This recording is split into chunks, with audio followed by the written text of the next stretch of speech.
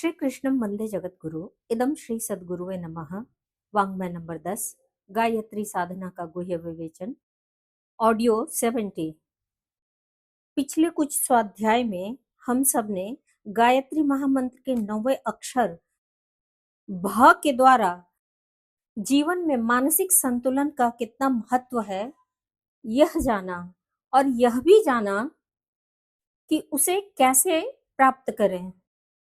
उस कड़ी में ही पिछले स्वाध्याय में हमने जाना कि ईर्ष्या सबसे पहले स्वयं को ही जलाती है, जबकि स्वस्थ स्पर्धा हमें अपनी कमियों को दूर कर आगे बढ़ने की प्रेरणा देती है। गुरुदेव बताते हैं कि निराशा आशा, उत्साह और आत्मबल को नष्ट करती है, इसलिए हर परिस्थिति में आशावादी बने रहना चाहिए। साथ ही चिड़चिड़ापन और रूखापन मानसिक दुर्बलता के संकेत हैं, जबकि सहृदयता, मधुरता, प्रेम और कोमलता जीवन को सुखद बनाते हैं। इसलिए ईर्ष्या, निराशा और चिड़चिड़ापन जैसे मनोविकारों पर नियंत्रण रखते हुए मानसिक संतुलन बनाए रखना, शांत रहकर कर्तव्य निभाना और दृढ़ता से कठिनाइयों का सामना करना ही सुखी और सफल जीवन का मार्ग है।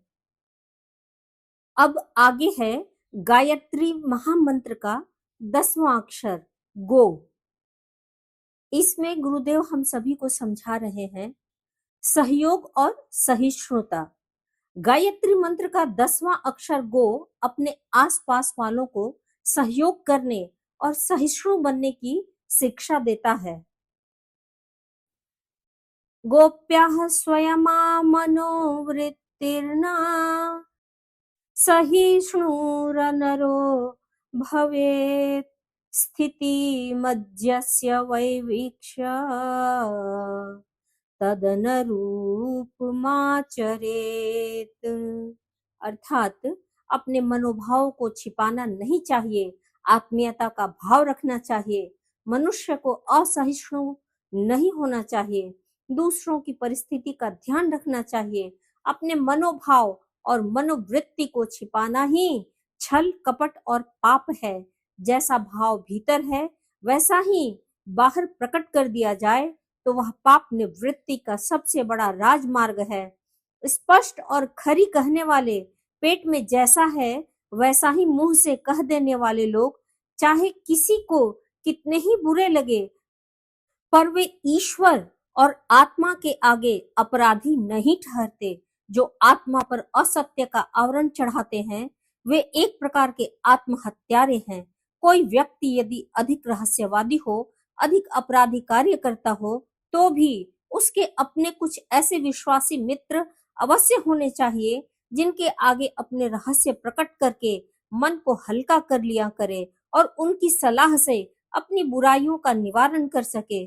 प्रत्येक मनुष्य का दृष्टिकोण, विचार, अनुभव, अभ्यास, ज्ञान, स्वार्थ, रुचि एवं संस्कार अलग अलग होते हैं, इसीलिए सबका सोचना एक प्रकार से नहीं हो सकता।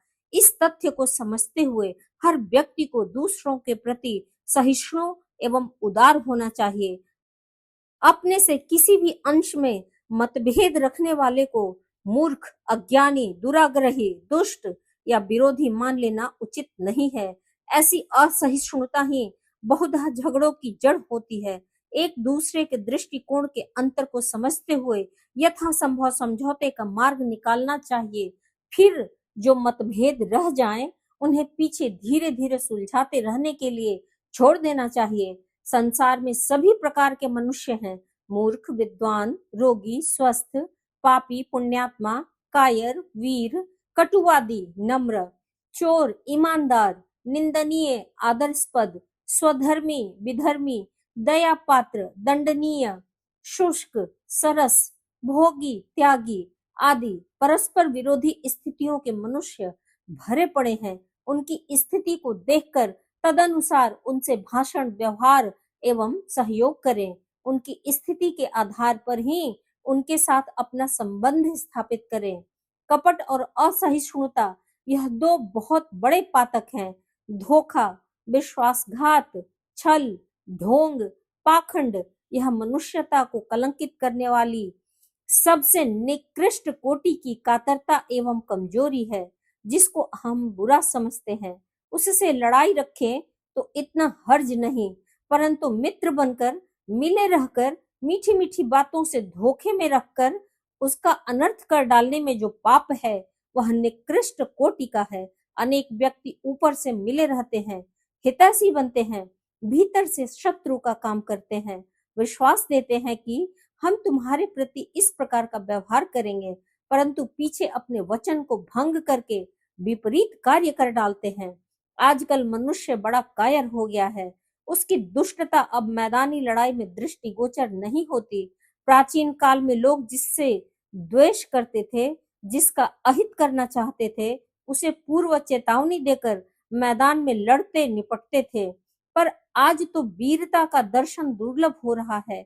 विश्वास दिलाकर, मित्र बनकर, बहला फुसलाकर किसी को अपने चंगुल में फंसा लेना और अपना स्वार्थ सिद्ध करने के लिए उसके प्राणों तक का ग्राहक बन जाना आज का एक व्यापक रिवाज हो गया है। जिधर दृष्टि उठाकर देखिए उधर ही छल, कपट, धोखा, विश्वासघात का बोलबाला दिखता है। यह आत्मिक कायरता मनुष्य के पतन का निकृष्टतम चिन्ह है। इससे ऊपर उठे बिना कोई व्यक्ति सच्चा मनुष्य नहीं कहला सकता। किसी की धरोहर मार लेना, विष खिला देना, पहले से कोई वचन देकर समय पर उसे तोड़ देना, असली बताकर नकली चीज देना, मित्र बनकर शत्रुता के काम करना, यह बातें मनुष्यता के नाम पर कलंक है।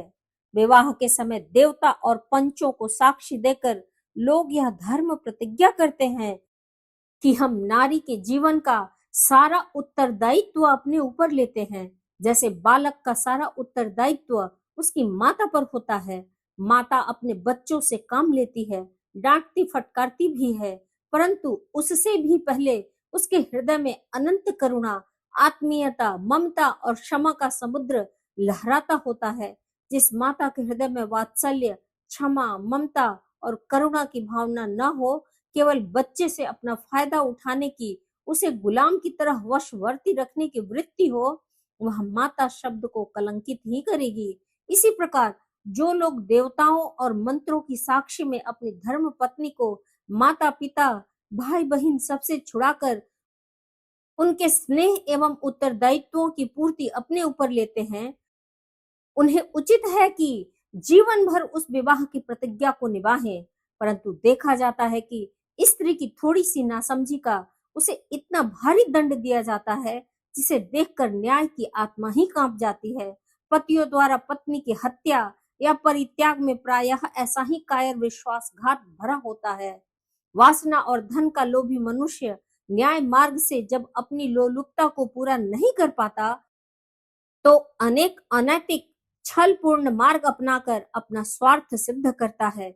शास्त्र का आदेश है कि हम सदैव अपने धर्म, कर्तव्य और उत्तरदायित्व को निभाएं।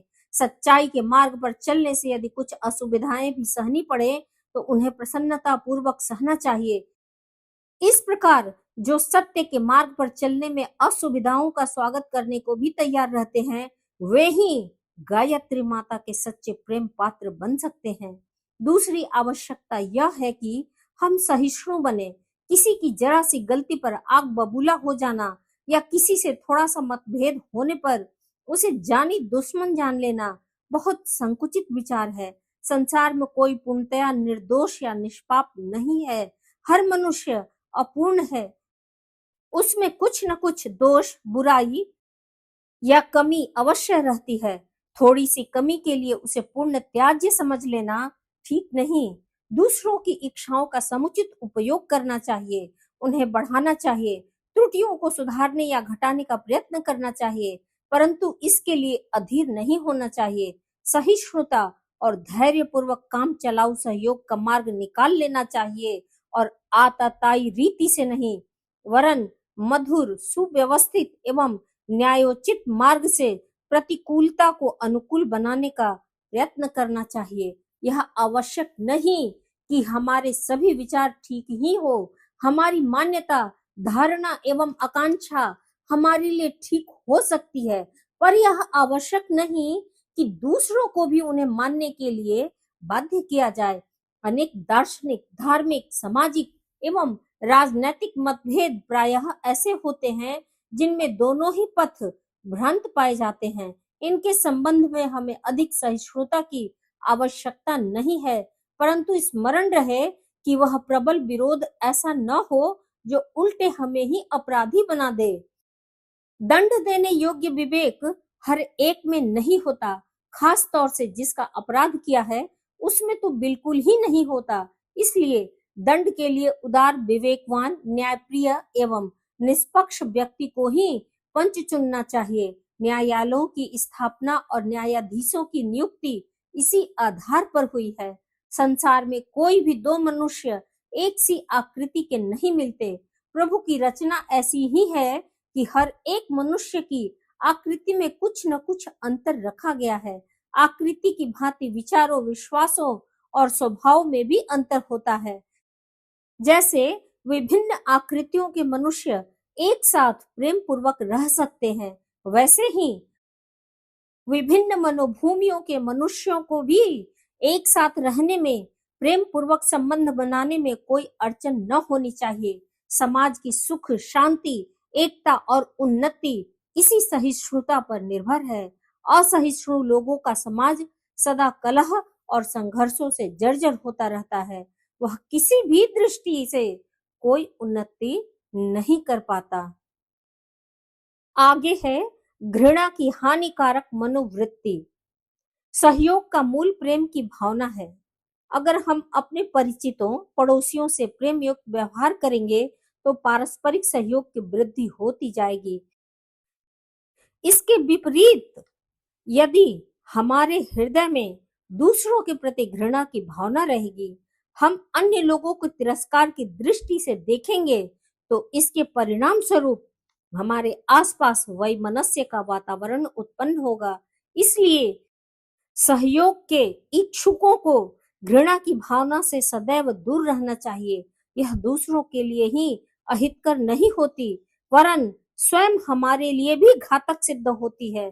घृणा की मनोवृत्ति किसी विशेष विचार को हमारे मस्तिष्क में बैठा देती है। संवेगों के उत्तेजित होने पर कभी-कभी यही बाह्य विचार का रूप धारण कर लेते हैं, और जितना ही अधिक हम उनको भूलना चाहते हैं, उतने ही वे हमारे मन को जकड़ते जाते हैं और अंत में मानसिक रोग का रूप धारण कर लेते हैं। हमारा मन अचेतना अवस्था में जिस किसी विचार को मस्तिष्क में स्थान देता है, वही विचार कुछ समय के पश्चात हमारी विशेष प्रकार की मनोवृत्तियों में परिणित हो कार्य रूप में प्रदर्शित होने लगता है। मान लीजिए कोई आदमी एक कोढ़ी को देखता है और उससे उसके हृदय पर गहरा प्रभाव पड़ता है, तो वह उसी के संबंध में विचार करने लगेगा। ये विचार धीरे धीरे दृढ़तर होते जाते हैं और इन पर ध्यान केंद्रित न करने की इच्छा रखते हुए भी वह व्यक्ति इनका आना रोकने में अपने आप को असमर्थ पाता है। अगर यही अवस्था काफी दिनों तक रही तो इस बीमारी के चिन्ह उसमें भी प्रकट होने लगते हैं और अंत में वह कोढ़ी बन जाता है। अतएव जब हम किसी ऐसे व्यक्ति को देखें जिसके कारण हमारे मन में घृणा की भावना और तत्संबंधी बाह्य विचारों से हम बहुत कुछ अंश में मुक्ति पाने में सफल हो सकेंगे। हमको बहुत सी मानसिक और शारीरिक बीमारियां केवल इसी कारण से होती हैं कि हम उनसे स्वभावतः घृणा मानते हैं या उनसे डरते हैं। अगर कोई व्यक्ति किसी कुरूप व्यक्ति को सदा घृणा की दृष्टि से देखता है तो वह प्रत्यक्ष में तो उससे बचने की चेष्टा करता है, किंतु कभी-कभी जब घृणा की भावना बलवती होती है तो वह स्वप्न में ही उस व्यक्ति को देखने लगता है। यह सब इसलिए होता है कि घृणा का भाव एक प्रकार से आत्मनिर्देश से प्रभावित हो हम घृणित गुणों को अपने आप में ही चरितार्थ करने लग जाते हैं। अगर हम चाहें तो दूसरे लोगों की शक्तियों को निर्लिप्त भाव से देख सकते हैं। इससे हमारे मन पर कोई भी बुरा प्रभाव नहीं पड़ने पाता, लेकिन जैसे ही हम किसी के दुर्गुणों पर संवेगात्मक रूप से विचार करने लग जाते हैं, हमारे विचार अपना बुरा प्रभाव हमारे मन पर डालना आरंभ कर देते हैं। साधारणतया किसी व्यक्ति के दुर्गुणों के संबंध में बार बार सोचने से हमारे विचार संवेगात्मक रूप धारण कर लेते हैं।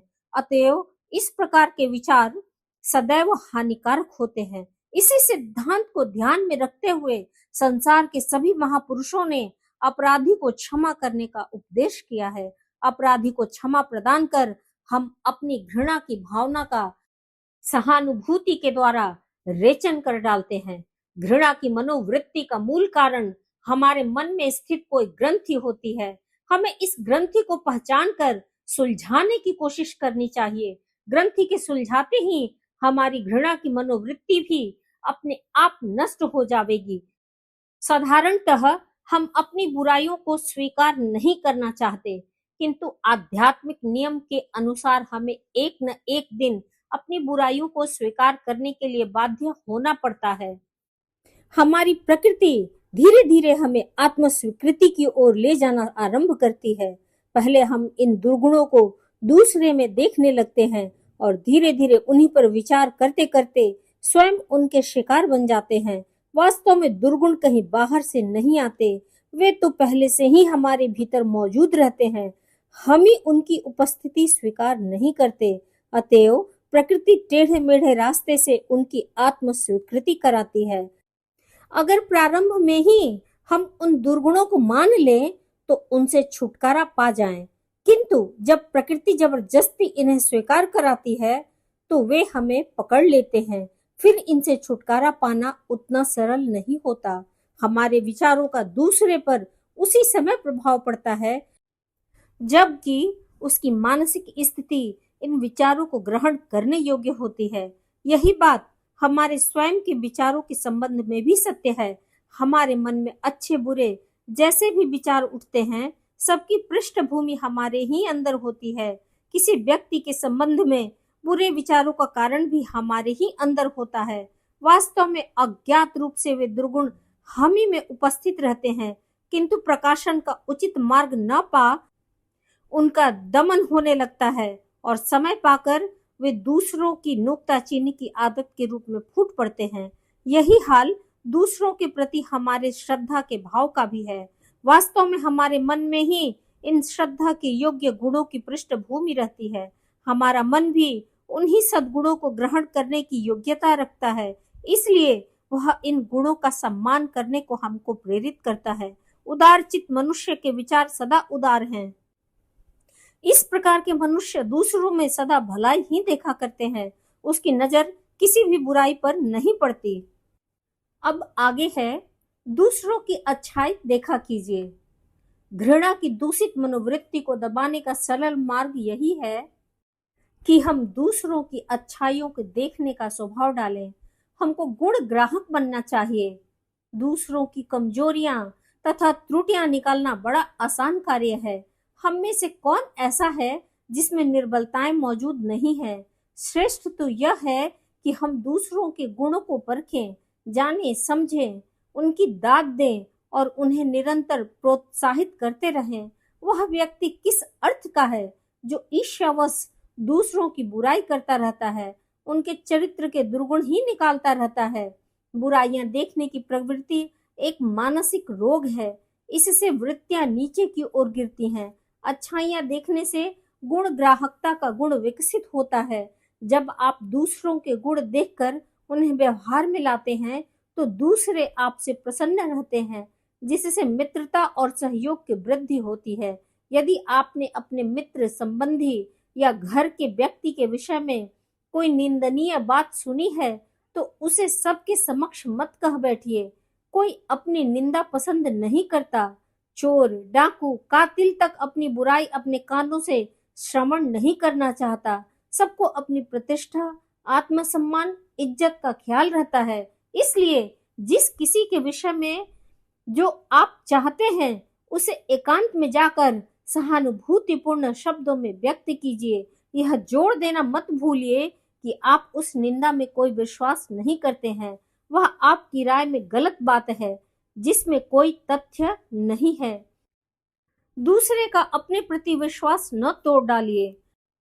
आपके पास अपनी स्वयं की, मित्रों की, ऑफिसरों, व्यापारियों, स्त्री, घर बाहर के पड़ोसियों की अनेक गुप्त बातें चरित्र विषयक बातें संचित रहती हैं। ये गुप्त भेद आपके पास रखे रहते हैं तथा उनके प्रकाश में आपको संभल कर काम करना है। स्मरण रखिए, ये गुप्त भेद दूसरों के समक्ष प्रकट करने में आप दूसरों के साथ बड़ी बेईमानी का व्यवहार करते हैं। अपने गुप्त भेद भी दूसरों से न कहिए, विश्वासी बनिए। बिना विश्वास के काम नहीं चलता, किंतु जिस पर विश्वास करना है उसे बुद्धि, प्रलोभन, दृढ़ता आदि से खूब परख लो। जीवन को प्यार करो, किंतु मृत्यु का भय त्याग दो। जब मरने का समय आएगा चल देंगे, अभी से क्यों उसकी चिंता करें। जीवन को यदि प्यार न करोगे तो उससे हाथ धो बैठोगे, किंतु जीवन को आवश्यकता से अधिक प्यार करने की आवश्यकता नहीं है। दैनिक व्यवहार में सहनशीलता ऐसा आवश्यक गुण है जिसके असंख्य लाभ हैं। तुम्हारे अफसर, ग्राहक, घर वाले झगड़ बैठेंगे, माता पिता लड़ेंगे, स्वयं तुम्हारे बाल बच्चे तुम्हारे दृष्टिकोण से सहमत न होंगे। ऐसे अवसरों पर तुम्हें सहनशीलता से काम लेना है। भयंकर क्रोधी तूफान में भी तुम्हें शांत, आत्मनिर्भर, दृढ़ रहना चाहिए। आज के स्वाध्याय में हमने यह सीखा कि हमें जीवन में सहयोग, सहिष्णुता और सत्यनिष्ठा को लेकर चलना चाहिए। दूसरों की कमियों के बजाय हमें उनके सद्गुणों को देखना चाहिए। मतभेद कम हो जीवन में। अगर किसी भी तरह की कोई परेशानी है भी तो हमें प्रेम और धैर्य से उसको सुलझाना चाहिए। छल कपट और घृणा से दूर रहने में ही सच्ची मनुष्यता और आत्मविश्वास है। जीवन में इस गुण को धारण करने का प्रयास करते हुए आज का स्वाध्याय यहीं तक। सभी को प्रणाम। 21वीं सदी उज्जवल भविष्य। भारत माता की जय। वांग्मय अर्थात साहित्य, शब्द, विचार और भावनाओं का दिव्य संग्रह। युग ऋषि पंडित श्री राम शर्मा आचार्य जी की इस धरोहर को ऑडियो रूप में सुनने के लिए चैनल को लाइक करें, सब्सक्राइब करें और नोटिफिकेशन ऑन करें। गुरुवाणी जन जन तक पहुँचाएं। हृदय से धन्यवाद।